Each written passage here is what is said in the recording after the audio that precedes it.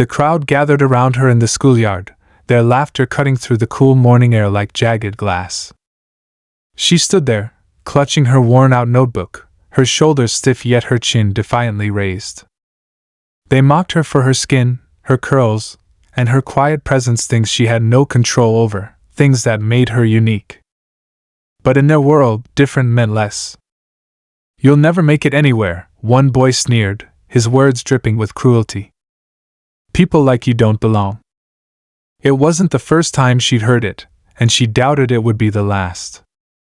Every day felt like a test, a relentless gauntlet where she was reminded of her so-called place in the world. She wanted to shout back, to scream at them, but she knew that wasn't the answer. Instead, she did what she always did, she bit her tongue and kept walking, her footsteps heavy with frustration but her heart whispering a promise of something greater. Later that day, she sat alone in the library, flipping through the pages of her notebook. The words she had written, dreams, poems, and plans, glimmered like tiny flames of hope. She had poured her soul into those pages, crafting a vision of a life far removed from the ridicule she faced. Her mother's voice echoed in her mind, a soothing balm to the harshness of her peers. "Baby, they don't define you. Your worth is in how you rise." Her mother knew. She'd faced similar battles, weathering storms of prejudice and pain to carve out a life filled with dignity and love. And she had passed that resilience on to her daughter. But that day, something shifted. Sitting there in the quiet sanctuary of the library, she made a decision. She wouldn't just survive, she would shine. She'd turn their laughter into fuel, their doubt into determination. She didn't know how yet, but the how didn't matter as much as the why. She had a vision of standing on a stage, her voice commanding respect, her achievements speaking louder than any insult ever could. It started small, a secret project she worked on late at night, long after her family had gone to bed. Every insult she'd endured, every tear she'd shed, found its way into her work. Her pain became her power, her struggle the foundation for something extraordinary. Weeks turned into months, and she stayed the course, her eyes fixed on a goal only she could see. But she wasn't ready to share her plans with anyone, not yet. She didn't want to give her detractors more ammunition, and she wasn't sure if she could handle the sting of even more laughter. Then came the school talent show. It was an annual event, one that most students participated in for fun, a chance to showcase their singing, dancing, or acting skills. But for her, it was something more. It was a stage, her stage. The sign-up sheet hung on the bulletin board, the names of the usual stars scribbled in bold, confident letters. She hesitated for a moment before writing hers down, her heart pounding as she walked away. She could already imagine the whispers, the snickers, the rolling eyes. When the day of the show arrived, the auditorium buzzed with energy. The lights, the chatter, the faint smell of popcorn, it was almost enough to make her back out. Almost. But as she peeked out from behind the curtain and saw the faces of her classmates, she felt something unexpected. Calm. As the host called her name, the laughter started before she even stepped on stage. But this time, she didn't flinch. She didn't cower. She walked out, head high, a knowing smile playing on her lips. What happened next left everyone in stunned silence. As she stood under the spotlight, the weight of every insult, every side-eyed glance, and every whispered word seemed to lift off her shoulders. The laughter faded into the background, replaced by an electric silence. She could feel the heat of 1,000 eyes on her, waiting for her to falter, to confirm their assumptions. But instead of faltering, she began. Her voice, steady at first, grew stronger with each word. It wasn't a song or a poem, it was a story. Her story. She spoke of long nights spent questioning her worth, of moments when she wanted to shrink into herself but chose instead to rise. She described the sharp sting of cruel words, the ache of loneliness, and the quiet strength she found in her mother's encouragement. The room, which had moments before been filled with smirks and whispers, grew eerily quiet. Even the ones who had laughed the loudest were now leaning forward, their expressions shifting from amusement to something else entirely: curiosity, perhaps even awe. She paused, her heart racing as she looked out over the crowd. In that moment, she realized she wasn't just speaking for herself. She was speaking for anyone who had ever felt small, overlooked, or underestimated. She was giving a voice to the silent battles fought in the corners of classrooms and the shadows of playgrounds. As her story unfolded, she saw faces soften, eyes glisten. She hadn't expected this, not the attention, not the connection. She had thought her words would be met with indifference, maybe even mockery. But instead, they were breaking through walls she hadn't realized existed. The performance ended not with applause but with a heavy, stunned silence. She stood there for a moment, unsure of what to do. Then, a single pair of hands began to clap, breaking the spell. More hands joined in, and soon the room erupted in applause, not polite or obligatory, but real, thunderous, heartfelt. When she walked off the stage, her knees were trembling. She had done it. She had taken the first step in proving to herself, and to everyone else, that she was more than the labels they tried to pin on her. But the real change didn't happen on that stage. It started in the days that followed. People who had never spoken to her before began stopping her in the hallways, their expressions hesitant but sincere. "I didn't know you could do that," one girl said, her voice tinged with something that sounded like regret. "Your story? It really got to me." Others were less direct, offering smiles instead of sneers, nods instead of jeers.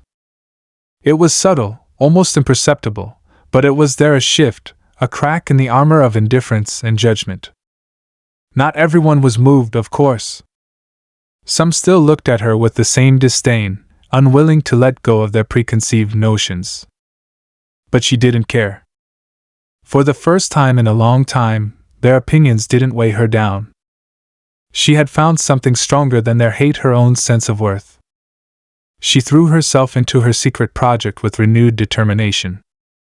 What had started as a small, private outlet for her pain was now evolving into something much bigger.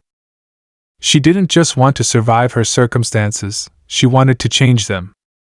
Her nights were spent scribbling furiously in her notebook, her ideas growing bolder and more ambitious.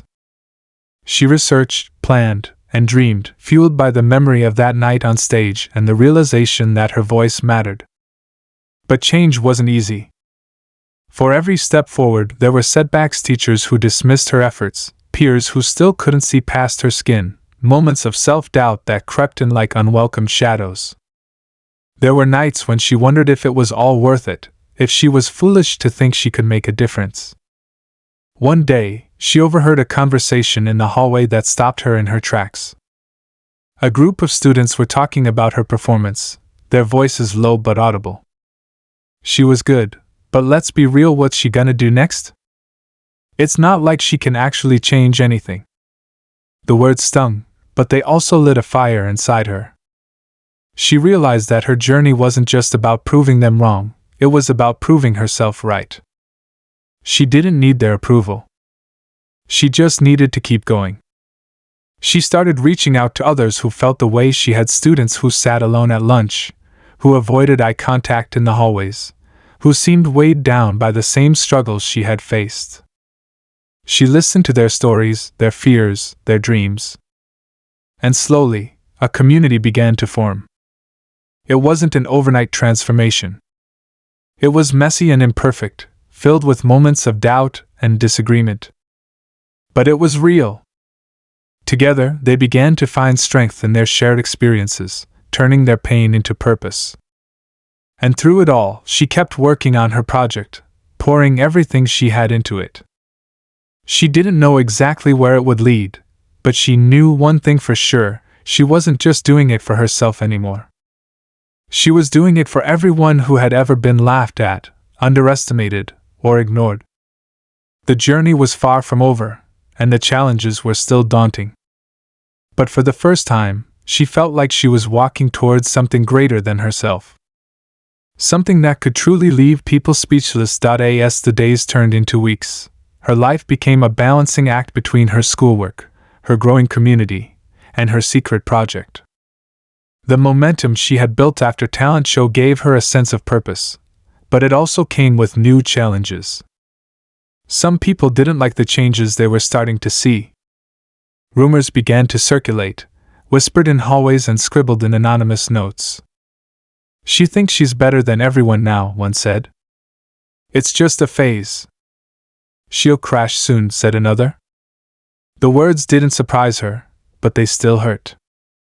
It was one thing to face open ridicule, it was another to deal with this quiet, underhanded hostility. Even among her growing group of supporters, there were cracks. Some of them began to question her motives. "Why are you doing all this?" one boy asked during a lunch meeting. His tone wasn't angry, but it carried a weight of suspicion. "Is it really about helping us, or is it just about proving something to them?" The question caught her off guard, but it stayed with her long after the meeting ended. Was he right? Was she doing this for the wrong reasons? She didn't think so, but the doubt lingered, gnawing at her resolve. Things at home weren't much easier. Her mother, who had always been her biggest supporter, began to worry about the toll it was taking on her. "You can't carry the weight of the world on your shoulders, sweetheart," she said one evening as they sat in the kitchen. "You're only one person." Her mother's words came from a place of love, but they felt like a warning. What if she was trying to do too much? What if she failed? Despite everything, she kept pushing forward. She started organizing events small at first, like lunchtime discussions and after-school workshops. The goal was to create a space where people could share their stories, find support, and begin to see each other differently. It wasn't easy. Attendance was sparse at first, and there were moments when she wondered if it was worth the effort. But then something shifted. At one of the workshops, a quiet girl who had never spoken in class raised her hand.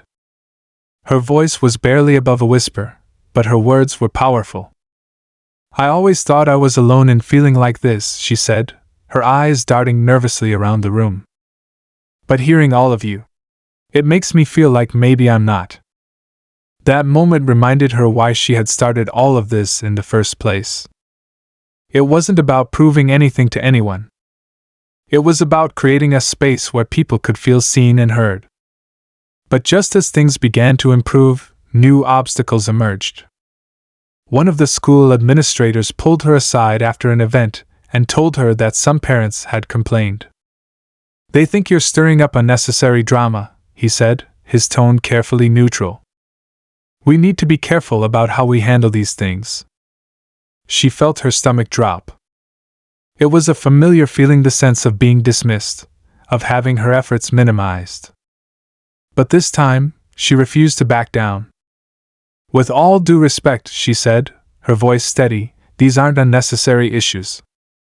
They're real, and they're affecting students every day. Ignoring them won't make them go away."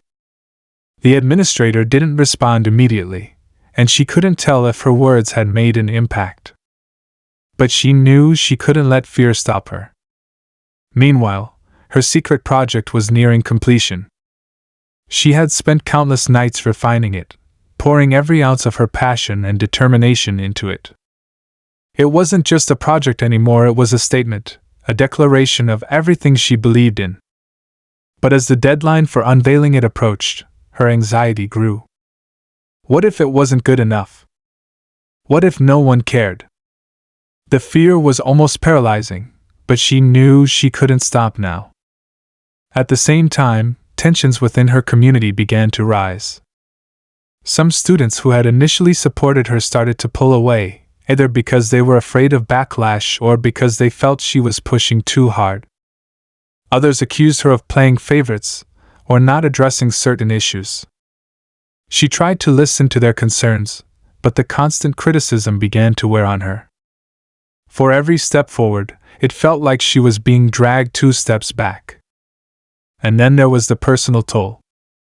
She barely had time for herself anymore, and her grades began to slip. One evening, as she stared at an unfinished assignment, she felt a wave of exhaustion wash over her. For the first time, she wondered if she was in over her head. But just as she was beginning to question everything, something unexpected happened. A teacher who had always seemed indifferent approached her after class. "I've been watching what you're doing," he said, his voice quiet but firm. "And I just want you to know it matters. Don't stop." His words, simple as they were, reignited the spark inside her. She wasn't alone in this. There were people who believed in her, even if they didn't always show it. The next few weeks were a blur of activity as she prepared to unveil her project. She knew it wouldn't solve everything, but she hoped it would be a step in the right direction. But the closer she got to the big day, the more the tension built. Whispers of sabotage began to circulate, and she couldn't shake the feeling that someone was trying to undermine her efforts. She didn't know who she could trust anymore, and the pressure was almost unbearable. As the day finally arrived, she stood in front of the crowd, her heart pounding in her chest. She had no idea what would happen next, but she knew one thing for sure: she was ready to face whatever came her way. The gymnasium buzzed with chatter as students, teachers, and even a few parents filed in. It wasn't every day that someone organized an event like this, something meant to spark conversations that most people preferred to avoid. The air was charged with curiosity and skepticism, the kind of tension that made it hard to tell whether the audience was eager to see her succeed or fail. She stood backstage, gripping the edges of her note cards so tightly her knuckles turned white. The months of preparation, the sleepless nights, the moments when doubt threatened to consume her, it had all led to this. Her project, once just an idea scribbled in the margins of her notebook, was about to be revealed. But as she peeked through the curtain, her stomach dropped. Near the back of the room, a group of her loudest critics sat together, their smirks visible even from a distance. She could already imagine their whispers, the sarcastic comments they would mutter just loud enough for others to hear. She turned away quickly, willing herself to focus. This wasn't about them. It was about the people who had believed in her, the ones who had trusted her enough to share their stories, their pain, and their hopes. Her mother's voice rang in her head, soft but firm. "You don't need everyone to understand you, baby. Just the ones who matter." Taking a deep breath, she stepped onto the stage. The murmurs quieted as the crowd turned their attention to her. She felt the weight of their eyes, their expectations, and their doubts, but she also felt something stronger, a quiet determination that pushed her forward. Her voice shook as she began, but she refused to let it falter. She spoke about the journey that had brought her here, the moments of despair and the sparks of hope that had kept her going. She shared snippets of the stories others had entrusted to her, weaving them together to paint a picture of resilience and possibility. Then came the moment she had been building toward. With a click of a button, the screen behind her lit up, revealing the heart of her project, a digital platform she had spent months creating. It was designed to be a safe space for students to share their experiences, find resources, and connect with others who understood what they were going through.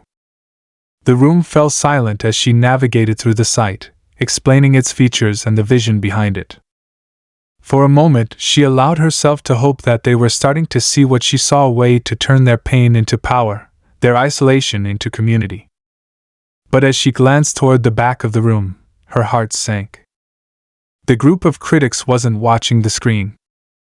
They were huddled together, whispering and snickering. One of them pulled out his phone, his smirk widening as he typed something. She forced herself to keep going, but the momentary distraction was enough to shake her confidence. Her words stumbled, and she could feel the doubt creeping back in. Were they mocking her? Planning to sabotage the event? The question lingered as the presentation drew to a close. When she asked if anyone had questions or comments, the room stayed quiet for an uncomfortable moment. Then, one of the critics raised his hand, his tone dripping with mock sincerity as he asked, "So, what makes you think this is actually going to work?" Like, no offense, but people don't change that easily. The question hit harder than she expected. She knew it wasn't entirely wrong, change was hard, and not everyone would be willing to embrace it. But the way he said it, with that slight smirk and a glance at his friends, felt like a challenge, a dare for her to prove herself. She hesitated, the weight of the moment pressing down on her. But then, from the front row, a voice spoke up, a quiet, trembling voice she recognized instantly. It was the girl who had first shared her story at one of the workshops. "I think it's already working," she said, her cheeks flushing as the room turned to look at her. "Because it's given me a place to feel like I matter. And that's not something I've ever felt before." The silence that followed was different this time. It wasn't the awkward, skeptical silence that had greeted her earlier. It was heavy with something else, consideration, maybe even respect. But the moment was short-lived. From the back of the room, a phone buzzed loudly, followed by a burst of muffled laughter. The critic who had questioned her was showing his screen to the others, his grin widening as he whispered something that made them all chuckle. She didn't know what they were saying, but she could feel the ripple of tension it created. The other students began to shift uncomfortably in their seats, the energy in the room growing more fractured by the second. She tried to refocus, to bring the conversation back to the platform and its potential. But the damage was done. The laughter, quiet as it was, had planted a seed of doubt in the room. As the event ended and the crowd began to disperse, she stayed behind, packing up her materials in silence. She could hear snippets of conversation as students filed out, some positive, others dismissive. One voice cut through the noise, sharp and mocking. "She really thinks she's going to change the world with a website." Her hands froze mid-motion, the words slicing through her resolve. She had known this wouldn't be easy, but she hadn't expected it to hurt this much. Before she could gather her thoughts, she felt a tap on her shoulder. She turned to see the quiet girl from earlier, her expression shy but determined. "I just wanted to say thank you," the girl said softly. "For everything. I know it might not seem like it, but what you're doing, it matters." The words were like a balm, soothing the sting of the criticism she had just overheard. She nodded, managing a small smile. "Thank you. That means a lot." As the girl walked away, she felt a flicker of hope reignite within her. The critics might be loud, but they weren't the only ones who mattered. But as she left the gym and stepped into the cold night air, she couldn't shake the feeling that something bigger was brewing. The whispers, the laughter, the subtle attempts to undermine her, they weren't just random acts of cruelty. They felt deliberate, almost coordinated. And for the first time, she wondered if she was facing more than just the usual resistance. The walk home that night felt longer than usual. Her mind raced with everything that had happened: the presentation, the quiet girl's encouragement, the snickers in the back. It was all swirling together, leaving her feeling more exhausted than ever. But something else nagged at her, a growing unease she couldn't quite shake. The deliberate way they had laughed, the synchronized glances, it wasn't just cruelty, it felt calculated. She tried to tell herself she was overthinking it, that they were just bored kids looking for a way to feel superior. But deep down, she knew better. The next morning, the unease turned into something much heavier. As she walked into school, she noticed the stares. Not the usual mix of curiosity and skepticism she'd grown used to, but something sharper, almost pointed. People were whispering, glancing at her, then quickly looking away when she made eye contact. Her heart sank as she turned the corner and saw a group of students huddled around someone's phone. They were scrolling through something, their expressions a mix of amusement and disbelief. She didn't have to ask what it was about. She could feel it in the way they looked at her, like she was the punchline to a joke she hadn't heard yet. By lunchtime, the whispers had grown louder. She sat alone, trying to focus on her sandwich, but the weight of their stares made it impossible. Finally, one of her friends from the group she'd formed hesitantly slid into the seat across from her. "I thought you should know," they said, their voice low as they placed their phone on the table. Her stomach twisted as she saw the screen. It was a social media post, a short video someone had taken during her presentation the night before. But it wasn't the empowering, hopeful message she'd worked so hard to create.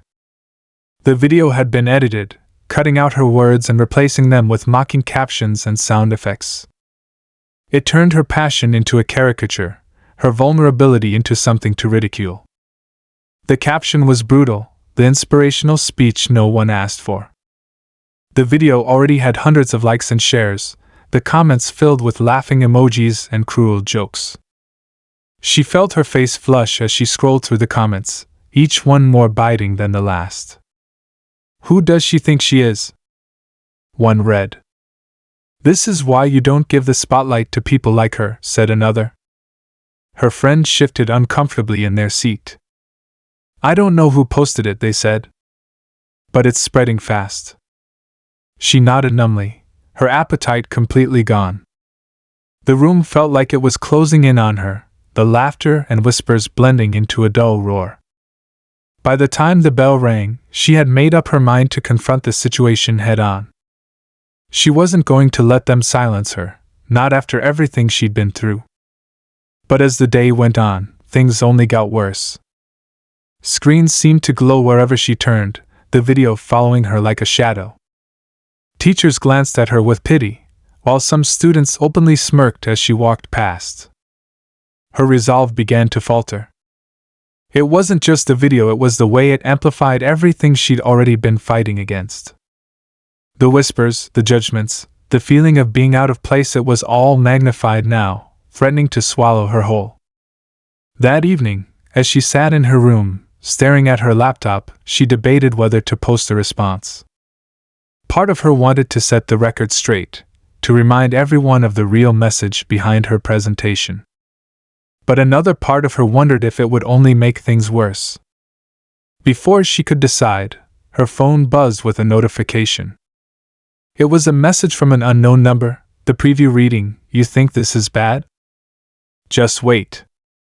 Her blood ran cold as she opened it. The message was short but chilling. "You've made some enemies, and we're just getting started." She stared at the screen, her mind racing. Who could it be? Was it one of the critics from the back of the room? Or someone she hadn't even considered? The stakes were higher now, and the weight of it all was almost unbearable. But even as fear crept in, so did a flicker of determination. If they thought this would break her, they didn't know her at all. That night, she couldn't sleep. Every time she closed her eyes, the mocking captions and cruel comments replayed in her mind. The anonymous message haunted her, its threat twisting in her thoughts like a knot she couldn't untangle. The fear was suffocating, but beneath it burned something else: anger. They wanted to scare her, to humiliate her into silence, but she refused to let them win. By morning, she had made a decision.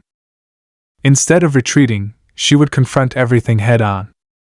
She didn't know who had made the video or sent the message, but she knew where to start. She reached out to the few friends she still trusted and asked them to meet her after school. When they gathered in the library, she laid out her plan. They would track the origins of the video, find out who was behind it, and address it openly. "If they're brave enough to mock me in public," she said, her voice steady despite the weight of her words, "then they should be brave enough to own it." One of her friends hesitated. "Are you sure about this? What if it just makes things worse?" "It might," she admitted. "But doing nothing will be worse for everyone who believed in this." The group worked together, combing through the social media accounts that had shared the video. It didn't take long to find a burner account with just one post, the video. Its followers included some familiar names, including a few of the critics who had sat in the back during her presentation. Her suspicions grew, but she needed proof. With the help of one particularly tech-savvy friend, they traced the account back to its creator. Her stomach dropped when the name popped up.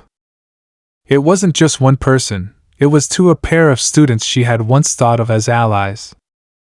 She felt the betrayal like a punch to the gut. They had attended her workshops, spoken about their own struggles, even encouraged others to join. And now this? It didn't make sense.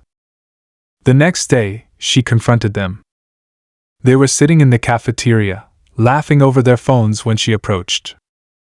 The room seemed to quiet as she stood before them, her heart pounding so loudly she could barely hear herself think. "Why?" she asked, her voice breaking despite her best efforts to stay calm. "Why would you do this?" The smirks disappeared, replaced by something harder to read: shock, maybe even guilt. One of them tried to brush it off. It wasn't personal. It was just a joke. A joke? Her voice rose, drawing the attention of everyone nearby. "Do you have any idea what that joke has done? To me? To the people who believed in this? You knew what this meant to us, and you turned it into a joke." The room was silent now, all eyes on them. The tension was unbearable, but she held her ground, refusing to back down. Finally, one of them spoke, their voice quieter, almost defensive. "We didn't think it would blow up like this. We were just annoyed. You act like you're better than everyone, like you have all the answers." The words hit hard, but they also revealed something deeper: a resentment she hadn't seen before. It wasn't about her project or her message. It was about them feeling overshadowed, unseen. Before she could respond, a voice spoke up from the crowd. "That's not true, and you know it." It was the quiet girl again, the one who had thanked her after the presentation. She stood up, her voice trembling but loud enough to carry across the room. "She's never acted like she's better than anyone. She's just trying to make things better for all of us." Others began to nod, murmuring their agreement. The tide was shifting, and she felt the weight of their support like a lifeline. The two students who had made the video looked around, their confidence crumbling under the scrutiny of the crowd. Finally, one of them muttered, "We're sorry. We didn't mean for it to go this far." Their apology felt hollow, but she nodded anyway. "This isn't about me," she said. "It's about what we're trying to build. If you want to be part of that, great. But if not, stay out of the way." The room erupted into quiet applause, the kind that felt more like a collective sigh of relief. She walked away, her head held high, but the tension lingered. Later that evening, as she logged into her platform to check on its progress, she noticed a new message in the community forum. It was from an anonymous user, someone who had never posted before. "I was one of the people who laughed at you," the message read. "Not because I thought you were wrong, but because I was scared you might be right. I'm sorry." Her chest tightened as she read the words. It wasn't the resolution she had expected, but it felt like a small victory, a reminder that change was messy, slow, and often unexpected. The platform's user count began to climb in the following weeks. Stories poured in, each one adding to the mosaic of voices she had worked so hard to uplift. It wasn't perfect, but it was real. And as she closed her laptop that night, she realized something important: the fight wasn't over, but she wasn't alone. And that made all the difference. Over the next few weeks, life at school slowly began to shift. The aftermath of the video controversy had left an undeniable mark, but instead of destroying everything she had worked for, it seemed to spark something unexpected. Conversations that had once been avoided were now happening openly in hallways, during lunch, even in classrooms. People were starting to talk, not just about the video, but about what it represented. Her platform became a safe haven for those who felt unheard. Stories poured in from students who had been too scared to speak up before, their words forming a patchwork of shared pain, resilience, and hope. With every new post, the sense of community grew stronger. People who had once walked past each other without a second thought were now connecting over their shared experiences. She spent countless hours moderating the site, responding to messages, and ensuring that the space remained supportive and inclusive. It was exhausting, but it was also the most fulfilling work she had ever done. For the first time, she felt like she was truly making a difference. The two students who had created the video kept their distance at first, their apologies lingering in the air like a half-finished thought. But over time, she noticed subtle changes in their behavior. They stopped making snide comments and began listening more in class. One of them even approached her during a group discussion, tentatively offering their perspective on a topic they'd previously mocked. It wasn't a perfect redemption, but it was a start. Her relationship with the quiet girl also deepened. They started spending more time together, sharing stories about their lives and brainstorming ways to expand the platform. It was during one of these conversations that the girl revealed something she had never told anyone before, that her courage to speak up during the presentation had come from seeing someone like her stand up first. Those words stayed with her, a reminder of why she had started this journey in the first place. She hadn't set out to change the world overnight, she had simply wanted to create a space where people could feel seen and valued. And in her own way, she had done just that. As the weeks turned into months, the ripple effects of her efforts continued to spread. Teachers began incorporating discussions about empathy and resilience into their lessons. The school even hosted a special assembly focused on mental health and inclusivity, featuring speakers from the community and students who had been inspired by her platform. On the day of the assembly, she was asked to give the closing remarks. Standing on the same stage where she had once stumbled through her presentation, she felt a wave of emotion wash over her. The room was packed, the energy palpable. She spoke from the heart, thanking everyone who had supported her and sharing her hopes for the future. "This isn't just about me," she said. "It's about all of us. We have the power to make this school and this world a better place. But it starts with listening, with understanding, and with choosing kindness, even when it's hard." The applause that followed was thunderous, but it wasn't what mattered most to her. What mattered was the feeling in the room, a sense of unity and possibility that hadn't been there before. As she walked off the stage, she caught sight of the two students who had made the video. They were clapping, their expressions softer than she had ever seen. It wasn't forgiveness they were asking for, but acknowledgement, a quiet truce that spoke volumes.